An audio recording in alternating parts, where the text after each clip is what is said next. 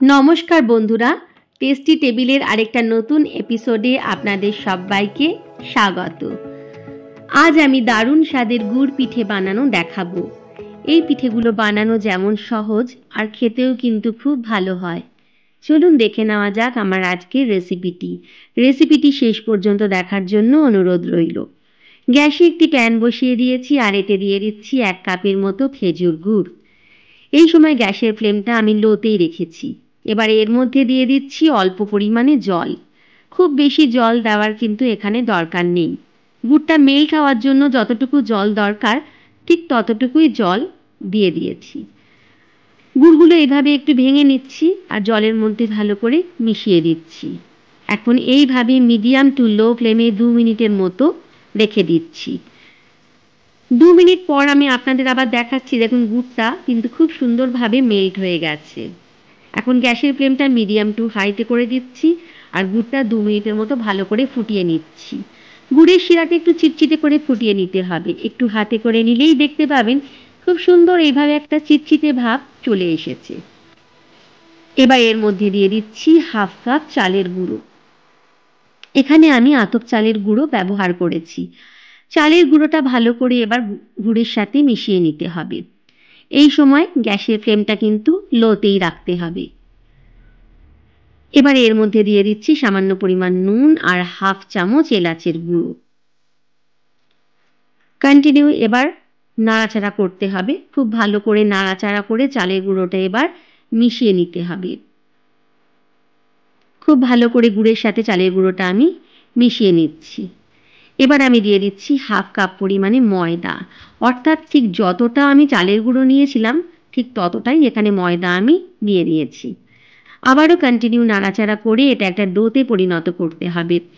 এভাবে নাড়াচাড়া করতে করতে এটা একটা শক্ত ডোতে পরিণত হবে আর প্যান থেকে বেশ ছেড়ে ছেড়ে উঠে আসবে।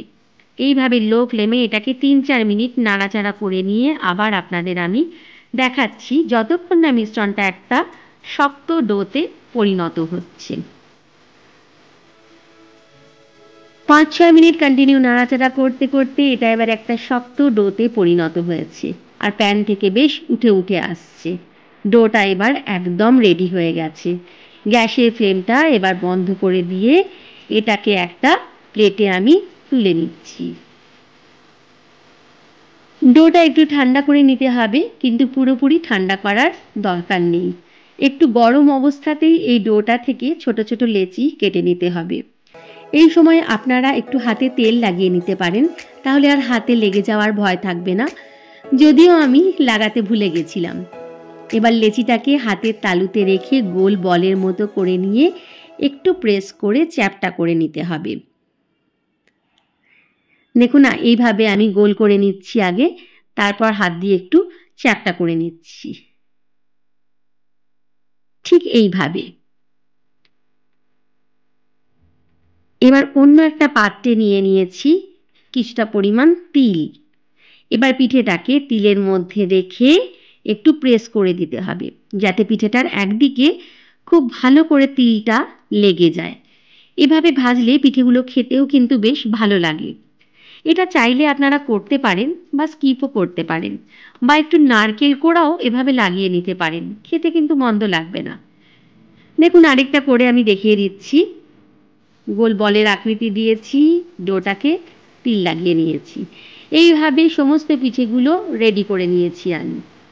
দেখুন কি সুন্দর তিলগুলো পিঠেগুলোর একদিকে লেগে গেছে। এবার এগুলো ভাজার জন্য একদম রেডি। প্যানে রিফাইন্ড অয়েল নিয়ে ভালো করে গরম করে নিয়েছি। এবার তেলের মধ্যে পিঠেগুলো একটা একটা করে ছেড়ে দিচ্ছি। ফ্লেমটা কিন্তু এই সময় লোতেই রেখেছি। এবার এগুলো ভাজতে কিন্তু খুব বেশিক্ষণ টাইম লাগবে না, 3-4 মিনিটেই বেশ লাল লাল একটা রং ধরে যাবে। এইভাবে উল্টে পাল্টে পিঠেগুলো বেশ লাল লাল করে ভেজে নিতে হবে। দেখুন কি সুন্দর লাল একটা রং ধরে গেছে।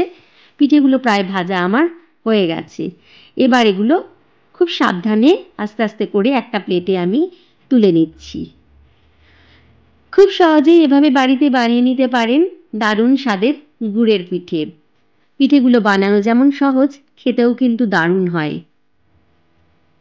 রান্নাটি ভালো লাগলে চ্যানেলটি সাবস্ক্রাইব করার অনুরোধ রইল। ভালো থাকবেন, সুস্থ থাকবেন। ধন্যবাদ।